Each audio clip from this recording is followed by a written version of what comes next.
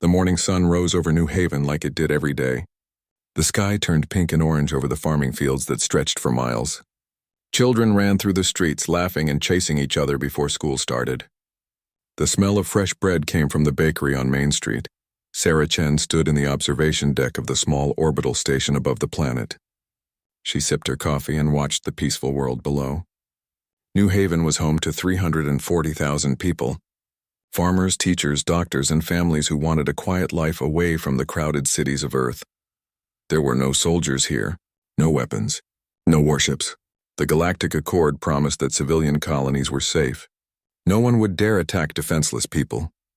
Sarah smiled as she watched a school transport fly toward the education center. Her own daughter was down there, probably sitting in math class right now. She checked her screens. Everything was normal. A few cargo ships coming and going. A tourist vessel from the Ventari species leaving orbit. Just another peaceful day. Then the alarm screamed. Sarah's coffee cup fell from her hand. 12 massive shapes dropped out of faster-than-light travel right above the planet. Warships, big ones. She had never seen ships like these before. They were dark and covered in sharp angles. Her computer identified them as Corinthian Dominion vessels. "What are they doing here?" Sarah whispered. Her hands shook as she reached for the communication panel. Before she could send a message, every system went dead. The Corinthians were jamming all signals.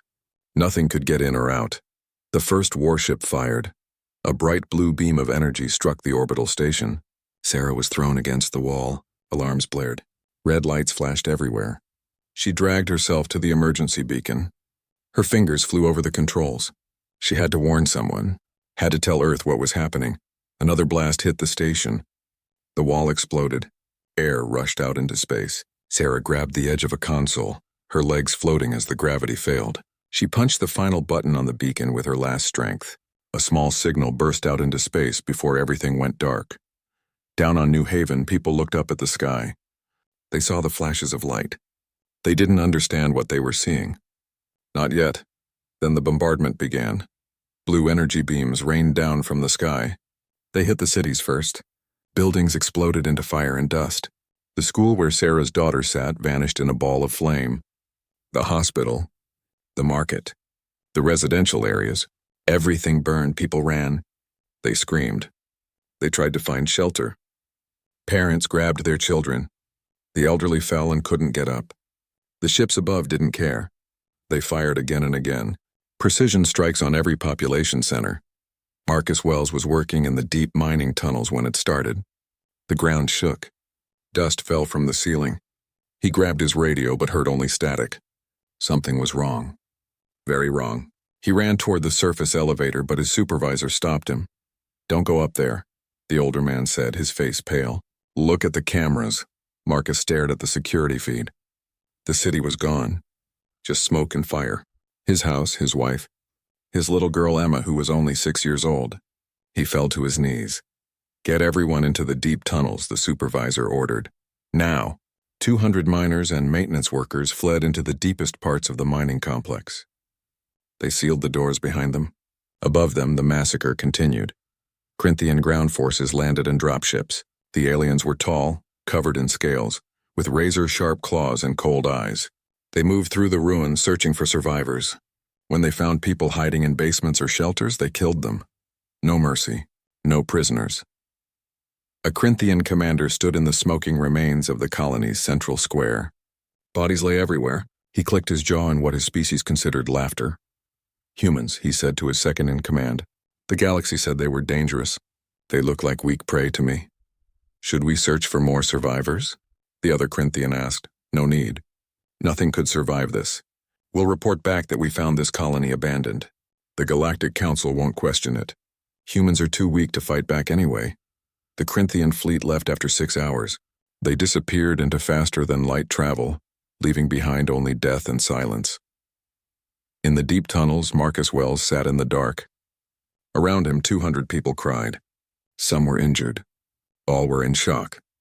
They had no food, little water, no way to call for help. Emma's favorite toy, a small stuffed rabbit, was still in Marcus's pocket.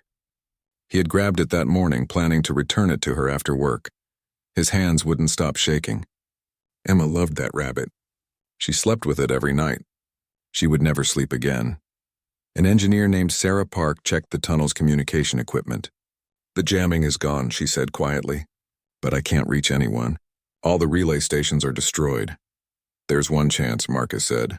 His voice was empty, hollow. "The old subspace beacon. It's in storage. It's ancient technology, barely works, but it might reach the automated relay station near the asteroid belt." They found the beacon. It took Marcus 3 hours to get it working. His hands kept slipping. His vision blurred with tears. But finally, the small device powered up. Marcus spoke into the microphone. His voice cracked. "This is New Haven Colony. We were attacked. Corinthian ships. They killed everyone. Almost everyone, please. If anyone can hear this. They're all gone. Help us, please." He pressed send. The beacon transmitted the message in a burst, then died. Its power cell was empty. "Did it work?" someone asked.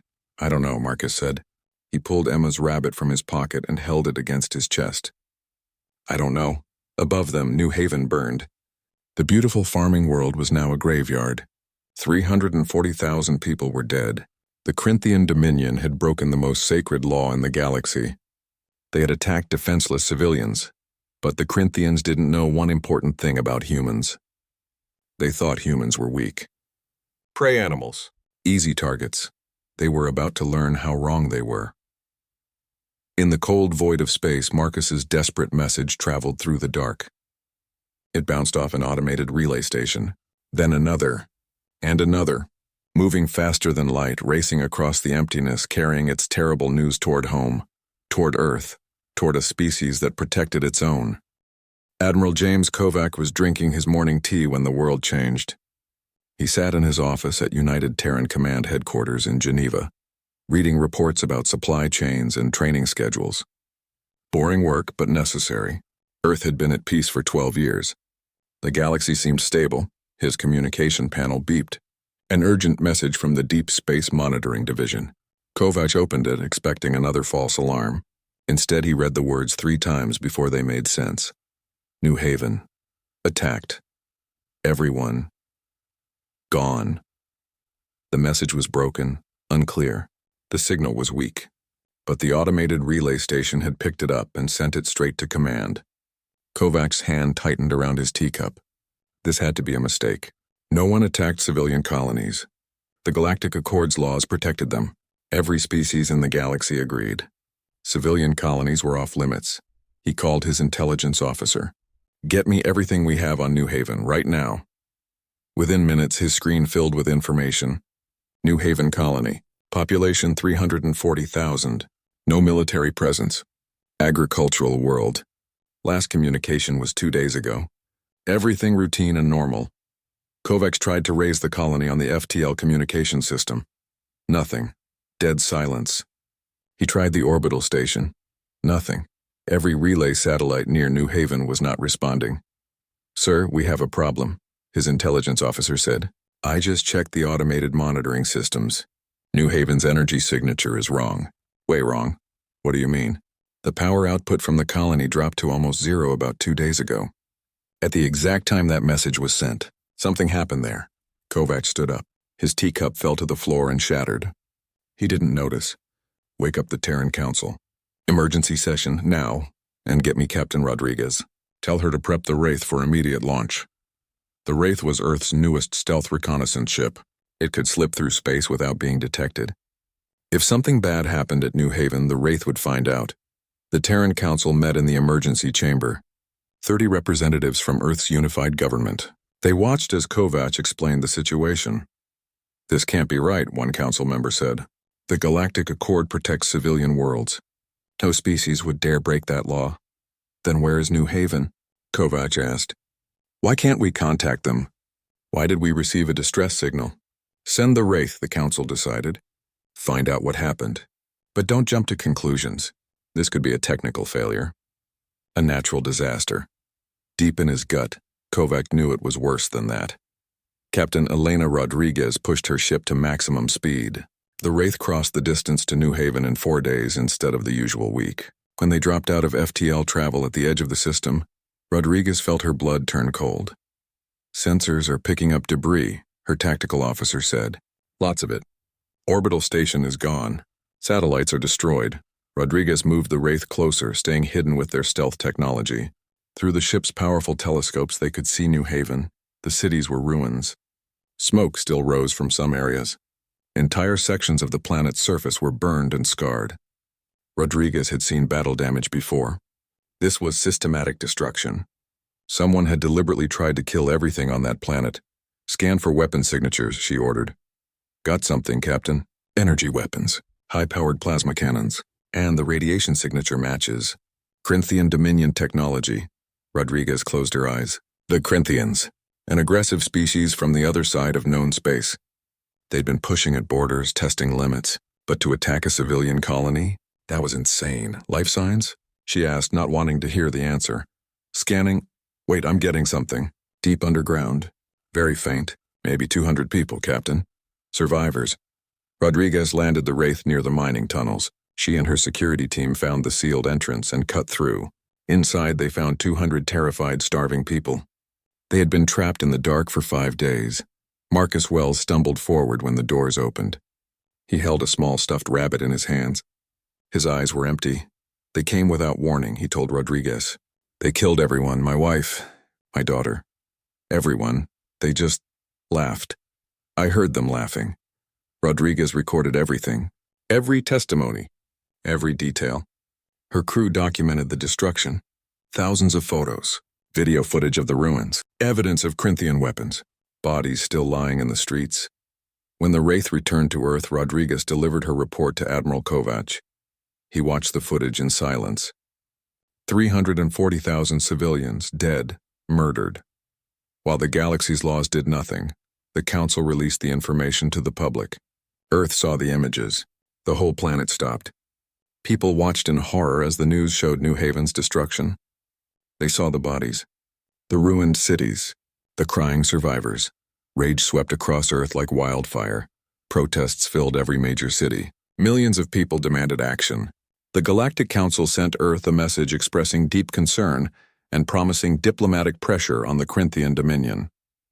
Ambassador Liu Wen stood before the Galactic Council in person.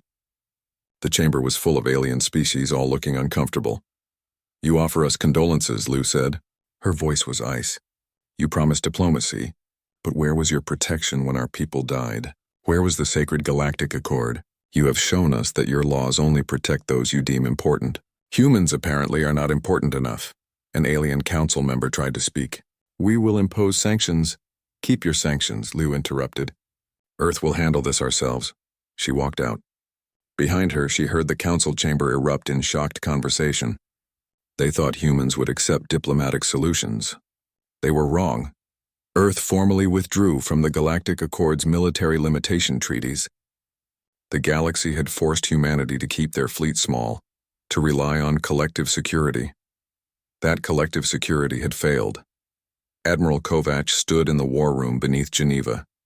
Around him stood the commanders of Earth's secret defense program. For 20 years, humanity had been building weapons in the dark, getting ready for the day when the galaxy showed its true face.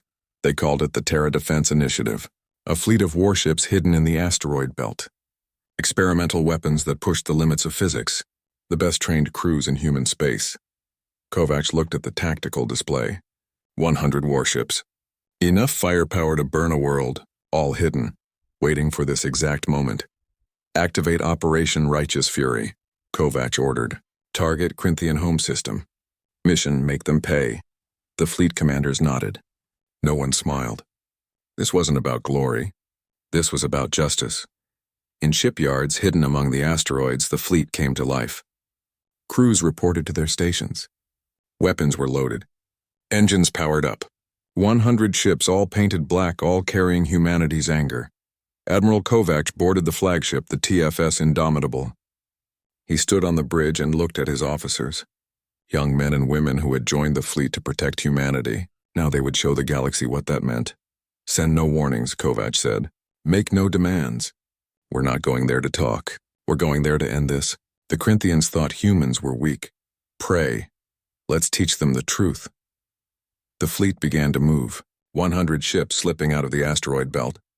They aligned themselves toward Corinthian space. Engines flared bright, pushing them faster and faster. On Earth, Marcus Wells watched the ships depart on the news. He held Emma's rabbit tight. His hands finally stopped shaking. Someone was going to make them pay. Someone was going to avenge his little girl. The fleet jumped to faster than light speed. They disappeared into the darkness between stars, silent, deadly, coming for revenge. The galaxy had made a mistake. They thought humans would accept their laws, accept diplomatic solutions, accept the death of their people. They were about to learn that humanity protected its own. Always. The fleet traveled through the darkness between stars in complete silence.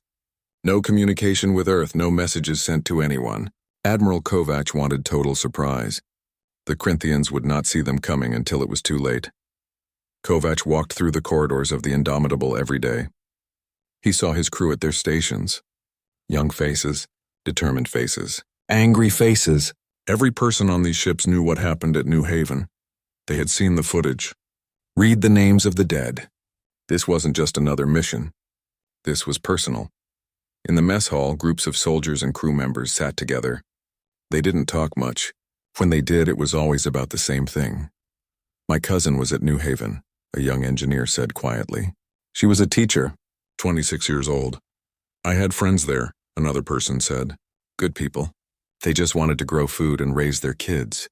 Kovac stopped to listen. He didn't interrupt. These people needed to remember why they were here. Needed to feel the anger that would keep them sharp when the fighting started. Commander Maria Santos ran fighter pilot drills in the simulation room 16 hours a day.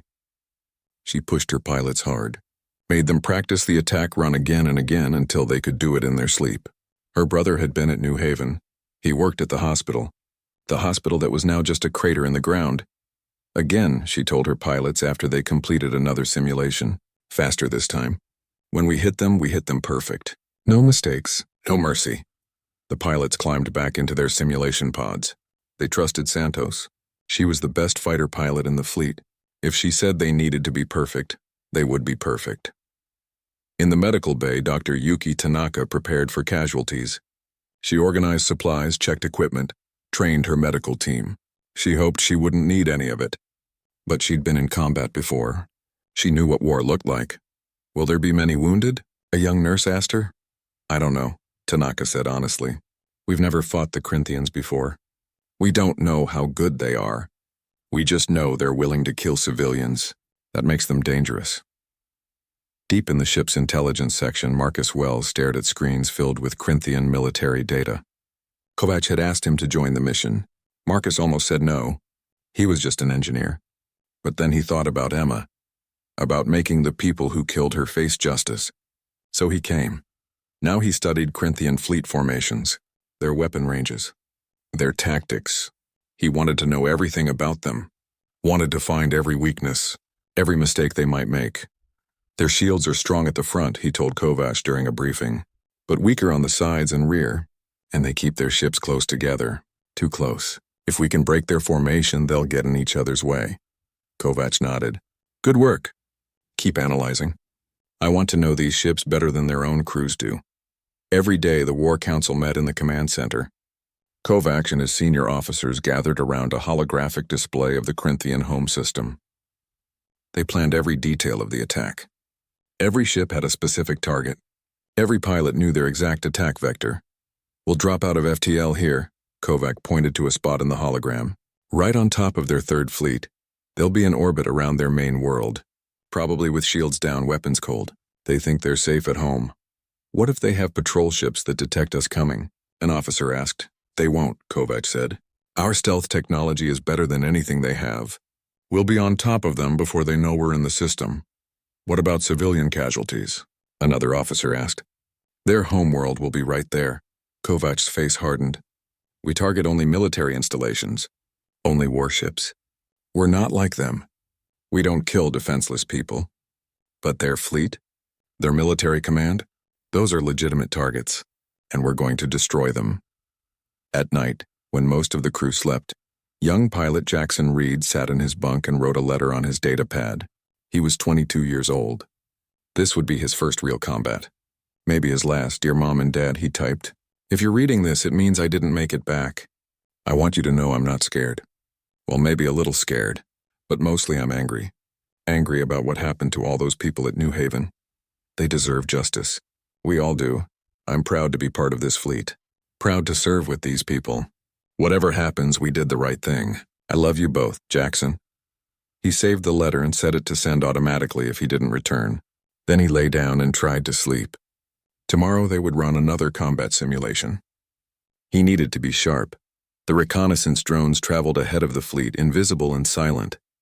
They slipped into the Corinthian home system and sent back real-time data.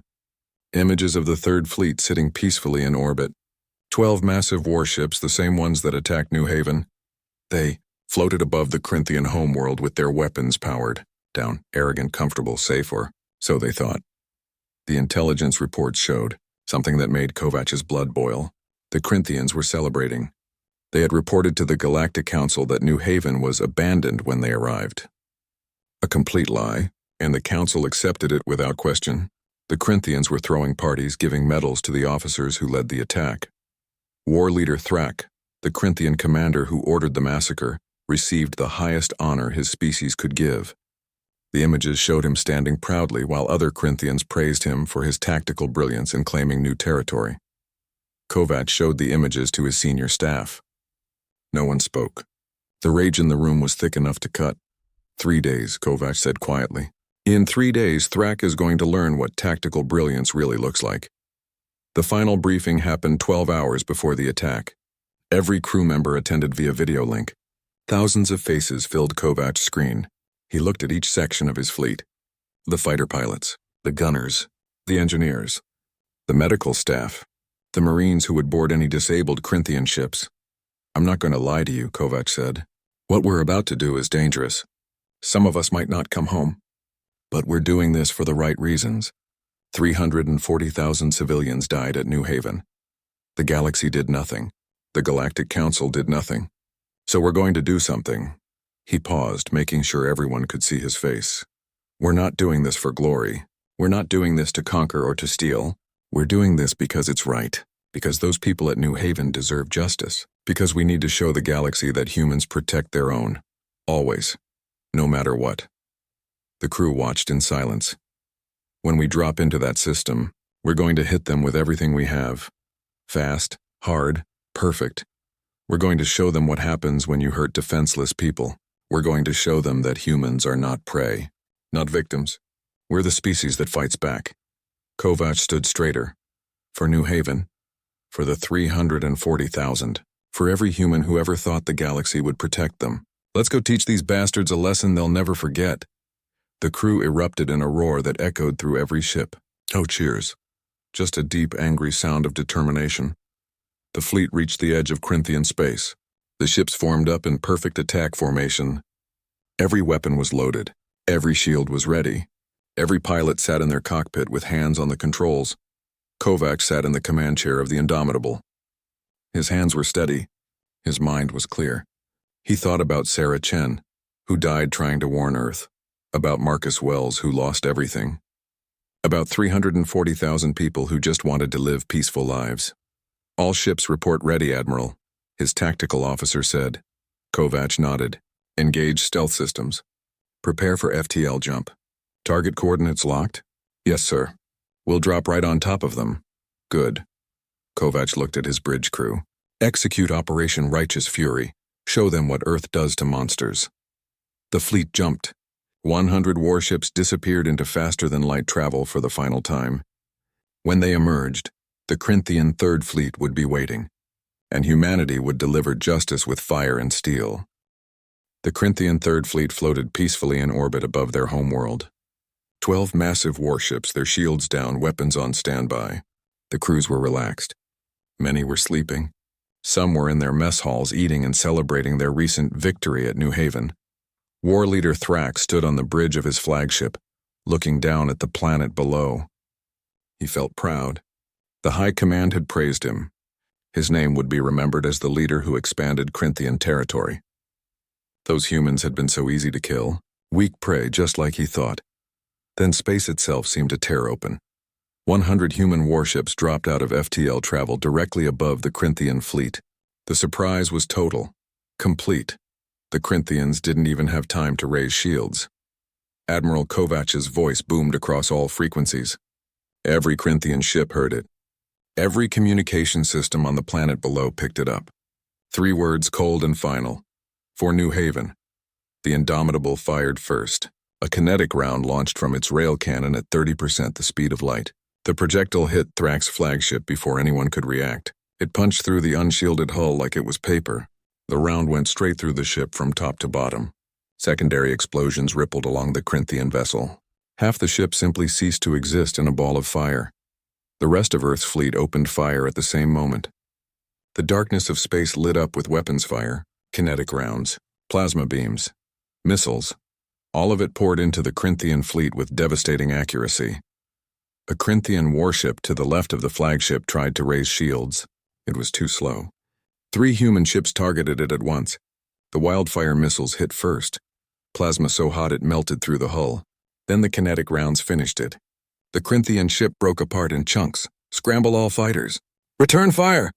A Corinthian officer screamed into his communication system, but the human fighter wings were already launching. Commander Maria Santos led her squadron out of the Indomitable's hangar bay. 200 human fighters swept toward the Corinthian ships like angry hornets. Target their weapon systems, Santos ordered. I want them helpless. Her pilots obeyed with cold precision. They'd practiced this 1,000 times in simulation. Now they did it for real. Plasma cannons on the human fighters carved into Corinthian ships, destroying gun ports, missile tubes, and sensor arrays. A Corinthian fighter squadron finally launched to meet them. The Corinthian pilots were good, but Santos and her people were better. The human fighters moved faster, turned tighter, shot more accurately. Within minutes, half the Corinthian fighters were debris floating in space. On Thrak's dying flagship, the war leader pulled himself from the wreckage of his command chair. Blood ran down his scaled face. Around him, his bridge was in ruins. Bodies lay everywhere. Fires burned. He staggered to a working console and stared at the tactical display. Impossible. The human fleet was destroying his ships like they were made of glass. How did they have this kind of firepower? How did they find him? Humans were supposed to be weak. All ships, retreat! Thrak ordered. Jump to emergency coordinates. But 3 Corinthian ships were already destroyed. 4 more were heavily damaged and couldn't jump. The remaining 5 began powering up their FTL drives. It would take 60 seconds to charge. Kovach saw them trying to run. All ships target their engines. No one leaves. The human fleet concentrated fire on the Corinthian ships trying to escape. Kinetic rounds smashed into their engine sections. The ship's FTL drives overloaded and exploded. One Corinthian vessel tried to jump anyway. Its drive exploded mid-transition, tearing the ship into pieces across multiple dimensions. Ground-based weapon platforms on the Corinthian homeworld began firing up at the human fleet. Massive energy beams lanced toward the Earth ships. Kovach's tactical officer called out warnings. Taking fire from the surface, Admiral. Multiple targeting locks. Return fire, Kovach ordered. Precision strikes on military targets only. No civilian areas. The Indomitable's weapon systems locked onto the ground batteries. Not the cities. Not the residential zones. Only the military installations. The ship fired. Missiles streaked down through the atmosphere. Each one hit exactly where it was supposed to. Military bases exploded. Weapon platforms were vaporized. Not a single civilian building was touched. This was the difference between Earth and the Corinthians. Humans followed rules even in war, even when they were angry. Even when they wanted revenge. The space battle lasted 4 hours. 4 hours of brutal, one-sided combat. The Corinthian Third Fleet had never faced an enemy like this. Their weapons couldn't penetrate human shields. Their ships were too slow to avoid human fire. Their tactics fell apart under Earth's coordinated assault. One by one, the Corinthian warships died. The last one to fall was Thrak's flagship. It drifted in space, engines dead, weapons silent, life support failing. Human Marines in powered armor attached to its hull and cut their way inside. They found Thrak in what was left of his bridge. He was injured but alive. His scaled hands clutched a weapon, but he was too weak to use it. The Marines took it away and bound his claws. You prove nothing, Thrak hissed at them. You're just more vicious than we thought. Still prey. Just prey that bites back. The Marines said nothing. They dragged him to a shuttle and brought him up to the Indomitable. Kovach watched through the video link as they brought Thrak to a holding cell. The war leader was covered in blood and burns, but his eyes still showed defiance. "War leader Thrak," Kovac said, his voice as cold as deep space. "Do you know why you're still alive? You need me as a prisoner. For negotiations." "No." Kovac leaned closer to the screen. "You're alive because we're not like you. We don't kill helpless beings, not even ones who deserve it. You attacked New Haven. You killed 340,000 civilians. You murdered children, unarmed people who couldn't fight back. And you laughed about it." Thrak's eyes narrowed. "They were in the way of our expansion. Weak species die. That's how the galaxy works." "No," Kovac said. "That's how the galaxy used to work. You made a mistake, Thrak.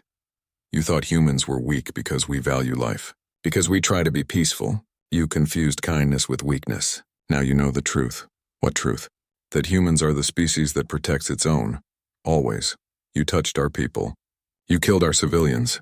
And now your fleet is destroyed. Your military command is in ruins. And you're going to face trial for what you did." Thrak laughed, a harsh clicking sound. "The Galactic Council won't care. They'll protest your attack. They'll call you aggressors." "I don't care what the Council says," Kovac replied. "They did nothing when our people died. Now we've done something. Let them deal with it." On the tactical display, the battle was over. All 12 Corinthian warships were destroyed or captured. The Corinthian Military Command Center on the planet's surface was broadcasting surrender on all frequencies. "Sir, we're receiving multiple FTL signals," the communication officer reported. "The Galactic Council is demanding we cease hostilities immediately. They're threatening sanctions." "Ignore them," Kovac said. "We're not here for the Council's approval. We're here for justice." He looked at the damage reports. 2 human ships had taken minor damage from ground fire. 16 crew members wounded. 0 fatalities. In 4 hours, Earth's fleet had destroyed the entire force that massacred New Haven, and done it without losing a single person. Marcus Wells stood in the Indomitable's observation room, looking down at the Corinthian homeworld. He held Emma's stuffed rabbit in his hands. Tears ran down his face, but these were different tears than before. These were tears of release. "Of justice done, did we get them all?" he asked quietly. "Everyone who was at New Haven?" Commander Santos stood beside him. She'd just landed her fighter after the battle. "We got them all. Every ship. Every commander. They're going to pay for what they did." Marcus nodded slowly. "Good, my Emma can rest now." "They all can." Kovac addressed the fleet over the ship-wide communication system. His voice was tired but satisfied. "Attention all hands. Operation Righteous Fury is complete. The Corinthian Third Fleet has been destroyed. All responsible parties are in custody. We did what we came here to do. We showed the galaxy that humanity protects its own. That attacking our civilians comes with a price. Be proud of what you accomplished here today, not because we won a battle, but because we delivered justice when no one else would." He paused. "Now we take these prisoners home. We let them face trial. We show the galaxy that humans have honor even in war, even in revenge. We're not monsters. We're the good ones. Remember that." Throughout the fleet, the crew listened. They were exhausted. Some were injured. But they all felt the same thing. They had done something that mattered. Something right. The Corinthian government broadcast a surrender message. Their military forces stood down. They offered to negotiate. They begged Earth to show mercy. Kovac's response was simple. "Your surrender is noted. Now face justice. We're taking war leader Thrak and everyone involved in the New Haven massacre back to Earth for trial. Any attempt to interfere will be met with force. This is not a negotiation." The human fleet began its journey home. Behind them, Kryn Prime sat in shocked silence. Their third fleet was gone. Their military pride was shattered. And they had learned something the hard way. Don't target the defenseless. Earth is watching, and Earth does not forgive. 3 weeks after the battle, war leader Thrak stood in chains before an international tribunal on Earth. The courtroom was filled with judges from every nation on the planet. Behind them, screens showed the faces of the 200 survivors from New Haven. Marcus Wells sat in the front row, Emma's stuffed rabbit on his lap. The charges were read aloud: genocide, war crimes, mass murder of civilians, violation of the Galactic Accord. The evidence was overwhelming. Video footage from the Corinthian ships themselves, weapon signatures, testimony from the survivors. The Corinthians had even kept records of the attack, proud of what they'd done.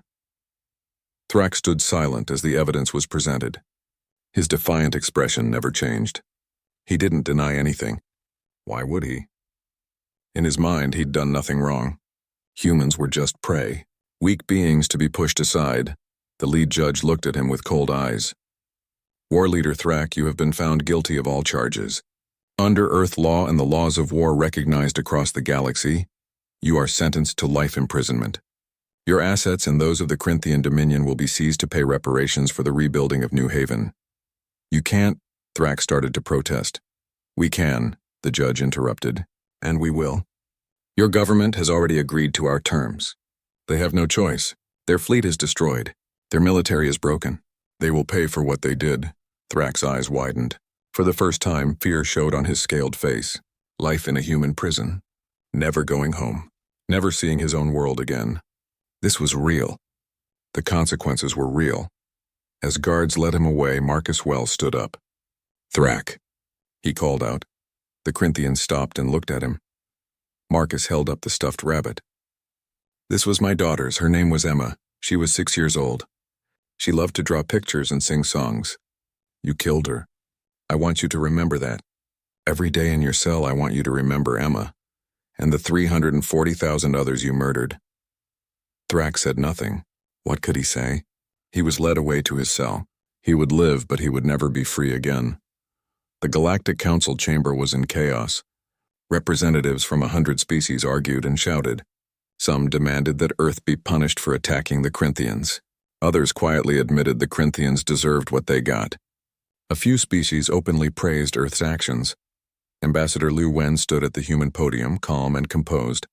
She waited for the noise to die down. When it didn't, she simply started talking. Her voice cut through the chaos. The Galactic Council wants to condemn Earth for our actions. You call us aggressors, warmongers, violators of peace. I want to remind you of something important. We didn't fire the first shot. The Corinthian Dominion attacked a defenseless civilian colony. They killed 340,000 unarmed people. They broke the most sacred law that this council claims to uphold.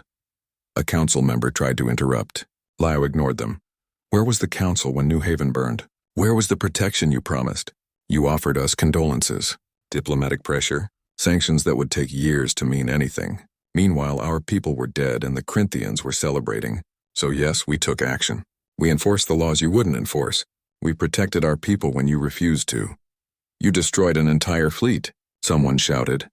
A fleet that massacred civilians. Liu shot back. A military force that committed genocide. We didn't attack civilian targets. We didn't kill innocents. We followed the rules of war that the Corinthians ignored. And we brought the responsible parties to justice. She looked around the chamber at all the alien faces. Earth is withdrawing from this council's military treaties. We will not limit our fleet anymore. We will not depend on your protection anymore. You've shown us what that protection is worth. But we're not declaring war on anyone. We're not threatening conquest. We're simply saying this. Leave our people alone and we'll leave you alone. Touch them and you'll face the consequences. Is that a threat? A council member demanded. It's a promise, Liu said. The galaxy needs to understand something about humans. We're patient. We're peaceful. We try diplomacy first, but we protect our own, always. The Corinthians learned this lesson the hard way. Don't make us teach it again. She walked out of the chamber. Behind her, the council erupted in arguments. But she noticed something important. Several smaller species were watching her leave with expressions that looked like hope. Species that had been threatened by larger, aggressive empires. Species that the council never really protected. Within a week, 3 of those species sent formal requests to Earth. They wanted protection treaties, defense agreements. They'd seen what Earth did to the Corinthians, and they wanted that strength on their side. Earth's government considered the requests carefully. They accepted, not as conquerors or rulers, but as protectors. Human ships began patrolling the space around these allied worlds. A message to the galaxy. These people are under our protection now. At New Haven, construction crews worked day and night. The money from Corinthian reparations funded everything. New buildings rose from the ruins. New farms were planted. New schools built. Marcus Wells stood in the central square where a memorial was being built. A tall wall of black stone with every name carved into it. 340,000 names. He found Emma's name near the middle. His fingers traced the letters. "We're calling the colony Remembrance now," a woman said beside him. It was Sarah Park, the engineer who had helped him send the distress signal. She'd survived the tunnels, too. The council voted last night. New Haven is gone, but we'll remember it. We'll remember everyone. That's good, Marcus said quietly. They should be remembered. Around them, new families were arriving. People willing to rebuild, to make this place live again. Earth had established a permanent military garrison on the planet. A full battalion of Marines, orbital defense platforms, and a squadron of warships. No colony would ever be defenseless again. Commander Maria Santos transferred to the garrison. She requested the posting personally. Her brother had died here. She wanted to protect this place now, to honor his memory. She stood on the new orbital station looking down at the world that was slowly healing. "Think they'll ever try again?" her second-in-command asked. "The Corinthians or anyone else?" "I doubt it," Santos said. Word has spread across the galaxy. Humans aren't the weak prey species everyone thought. We're the ones who fight back, the ones who don't forget. No one wants to be the next example. She was right.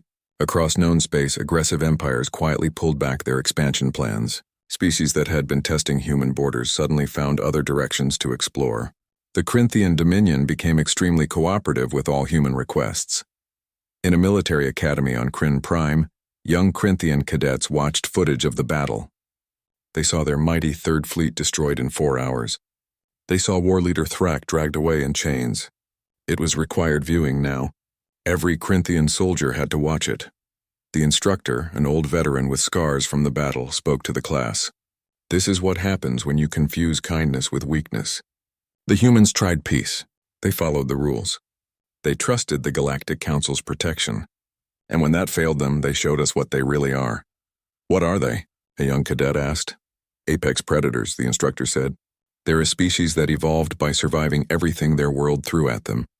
Ice ages, predators, diseases, wars. They learned to work together, to protect their own, to fight back against anything that threatened them. We thought they were soft because they valued peace. We were wrong. They value peace because they know exactly how good they are at war." He pointed at the screen showing the burning wreckage of Corinthian ships. "Remember this. Remember New Haven. Remember that humans don't start fights, but they always finish them. And if you ever encounter humans in space, you treat them with respect. You honor their boundaries. You protect their civilians. Because if you don't, this is what happens." The cadets watched in silence. The lesson was clear. Back on Earth, Admiral Kovac sat in his office reading reports. The fleet had returned home as heroes, but he didn't feel like a hero.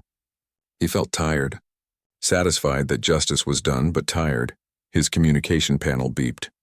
A message from Terran Command. More species requesting defense treaties. More planets asking for Earth's protection. The galaxy had seen what humanity could do, and they wanted that strength on their side. Kovac approved the requests and sent them up to the Council. Earth's fleet was going to be busy. Not conquering. Not invading. Protecting. That's what humans did best. He looked at a photo on his desk. The memorial wall at Remembrance Colony. All those names. All those people who died because the galaxy's laws were empty promises. Never again, he thought. Never again. Captain Rodriguez, now promoted to Admiral, took command of the new defense initiative. Her job was to ensure every human colony had protection. Every outpost had ships nearby. Every civilian was safe. "It's a big responsibility," she told her staff. "We're not just defending Earth anymore. We're defending the idea that civilians should be safe. That strong species can't just kill weak ones. That there are rules and those rules matter. And if someone breaks those rules?" An officer asked.